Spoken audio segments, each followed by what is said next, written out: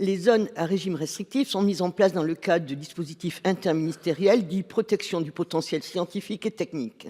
Cette mesure soumet à une autorisation préalable l'accès à certains secteurs, y compris des laboratoires de recherche publics, dont la captation d'informations sensibles peut avoir des conséquences concernant le renforcement d'arsenaux militaires étrangers, la prolifération d'armes de destruction massive, le risque de terrorisme ou l'atteinte aux intérêts économiques de la nation. Ma question initiale, posée il y a quelques mois, a vu la situation de la personne concernée changer, mais reste toujours d'actualité. Car depuis sa parution au journal officiel, nous avons été sollicités par d'autres universitaires exprimant leur incompréhension face à des refus d'accès à une ZRR qui n'ont fait l'objet d'aucune justification. Ces universitaires ne présentaient a priori aucune acquaintance avec des puissances étrangères et ne semblaient correspondre à aucune des 4 catégories mentionnées préalablement, justifiant une interdiction d'accès à une ZRR.